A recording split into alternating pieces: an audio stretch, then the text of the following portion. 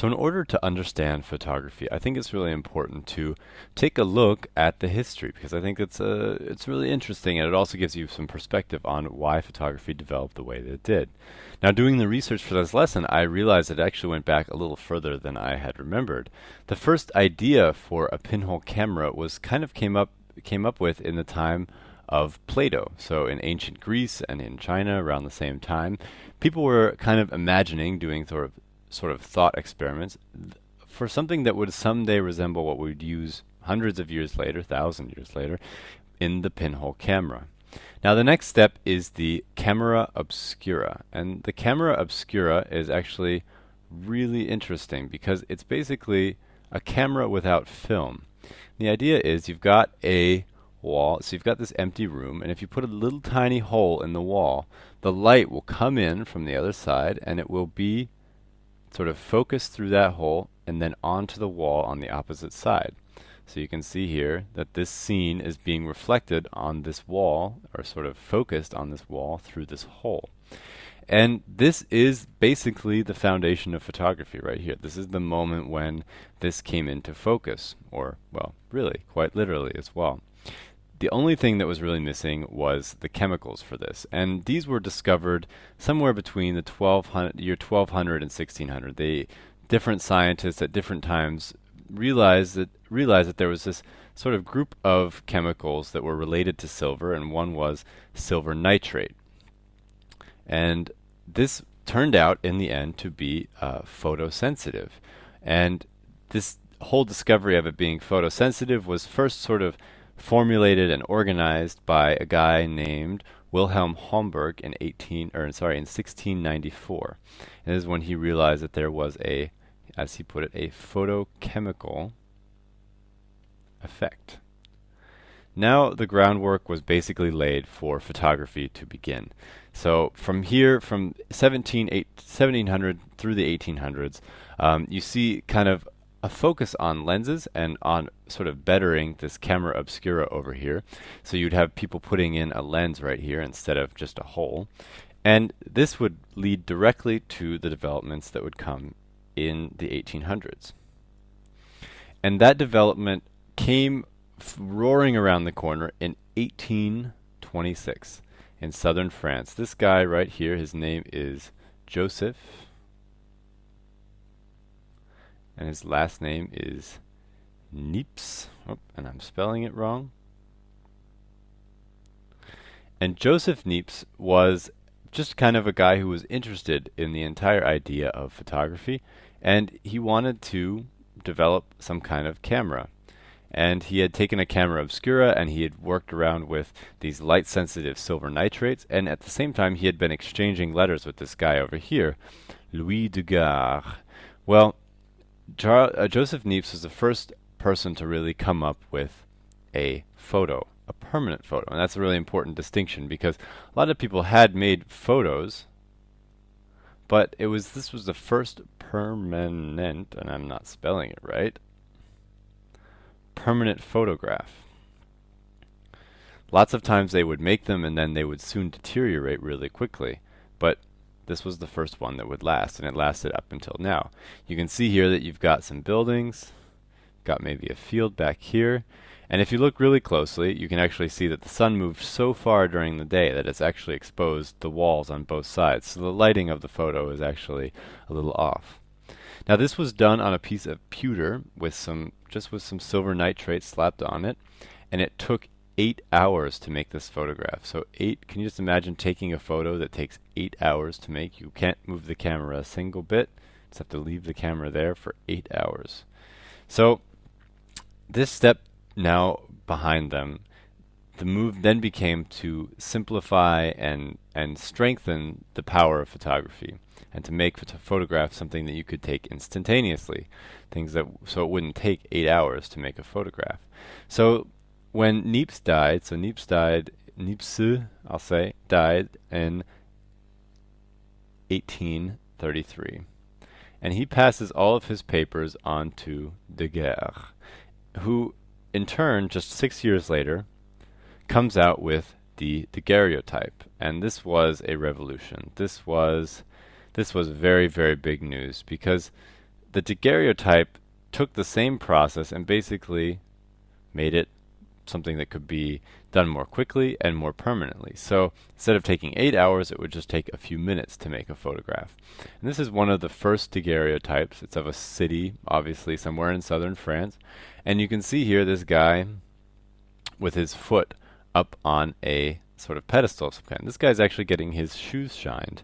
And there are lots of other people walking around on these streets, but this guy was the only person to stay still for the whole photograph, the whole time it was being made. And so he's the first photographed human in, well, that we know of at least. So very interesting, you know. So this whole discovery and the release of this discovery really prompted a lot of activity. Now this guy over here, his name is Fox Talbot. Fox Talbot was a British guy, so across the channel, and he had been interested in the idea of photography, or it wasn't called photography yet, but and the idea of capturing images on silver nitrate plates, as they would say back then.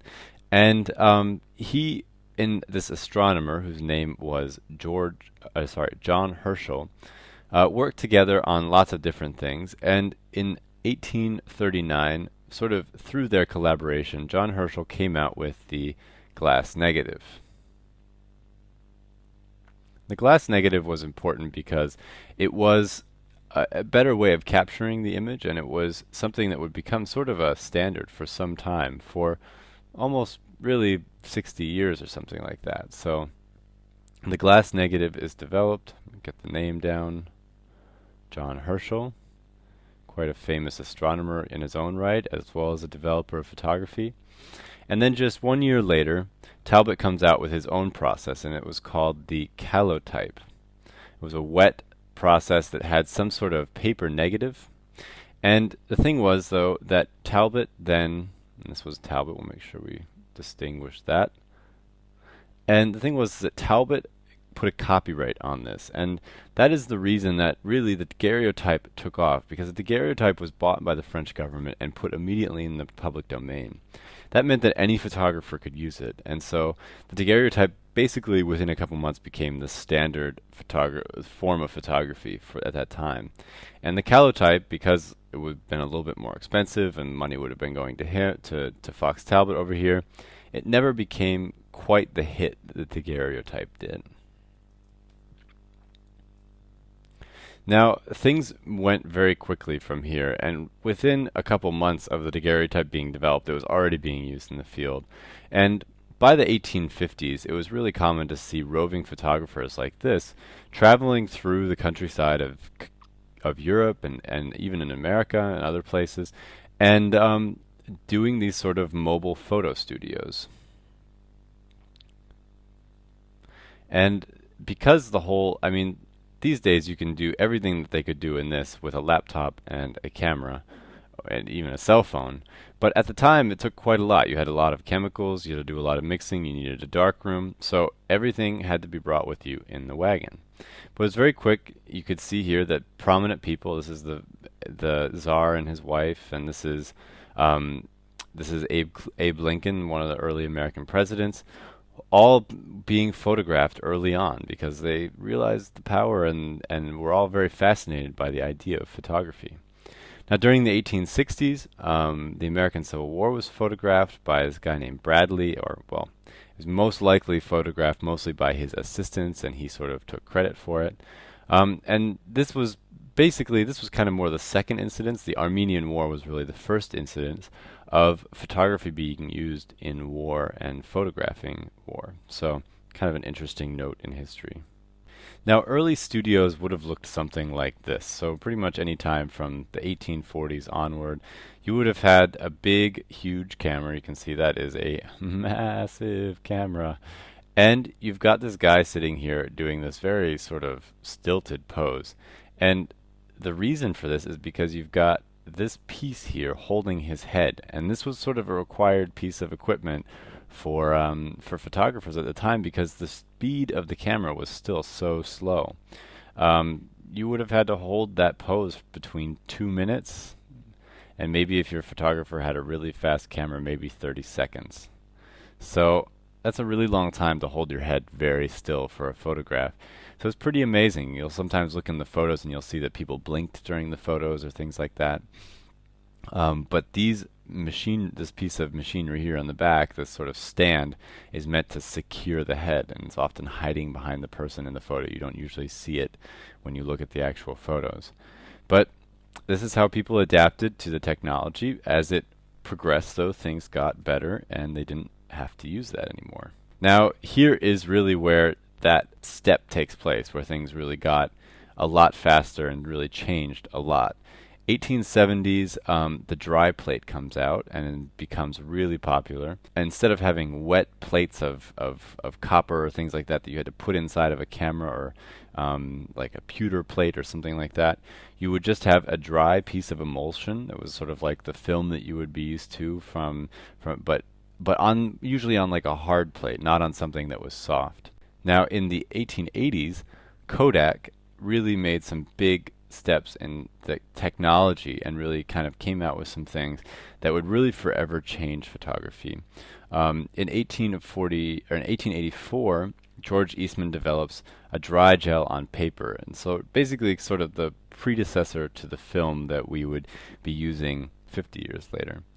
In 1888, they came up with this slogan right here, which I think is just great. You press the button and we do the rest. And they used to send cameras to their customers with 100 photos in them, and then the person could run around and take photos of all they want to their heart's content, and then send them into the Kodak factory, which looked something like this, get it developed, and they would then come back as photos. And you can actually see here part of my family. This right here is my great-great-great-grandpa. They would make photos of each other, and so there's all these great old photos from this time that were all probably most likely taken on Kodak cameras. 1924 was important because Leica came out with the first 35mm camera. 35mm camera really revolutionized photography in some pretty fundamental ways. The reason is because before this, cameras were just so big and heavy, it was really hard to take them out and capture things in the way that you would experience them. And so you can see here, for example, this image from D-Day in World War II. This is sort of the style of photography that 35mm allowed for. People could bring a camera with them and shoot something running along with the action, and the camera was so light and small that you didn't have to even have a tripod, and it was fast enough that you could really take a lot of new innovative photos. After World War II, things really changed a lot, and this is where things really kind of blasted out of the gate. The first SLR came in 1949, so this is a single lens reflex, and we'll explain what that means later, but this is a very special kind of camera that really kind of has become the industry standard for professional photographers. Also, the first digital image. So this is actually a scanned image, so it's not from a digital camera, but it is first digital image right there. So from that moment on, photography really made a lot of leaps and bounds very quickly. In 1963, you get the Polaroid camera. In 1985, you got autofocus, which really changed the way cameras worked with consumers and really changed the kinds of cameras that consumers were buying. From there, you then moved into the 90s, and it was definitely the beginning of the digital age. You can see this NASA experiment up here. This was a press camera that was being experimented with. You can see it's like carrying a massive computer around. And then there were some early attempts at consumer cameras as well. And that brings us to now. That brings us to the almost now. In 2004, Kodak stopped making film cameras, so they started switching over to digital cameras like this one right here. Cameras got to be a lot bigger, took a lot of different directions. You can see here the mirrorless sort of wave of cameras that came in 2011. And the DSLRs also got very big, very expensive, and started making video. So that is sort of the story of photography. You can check out more videos for this course and check out other courses at allversity.org.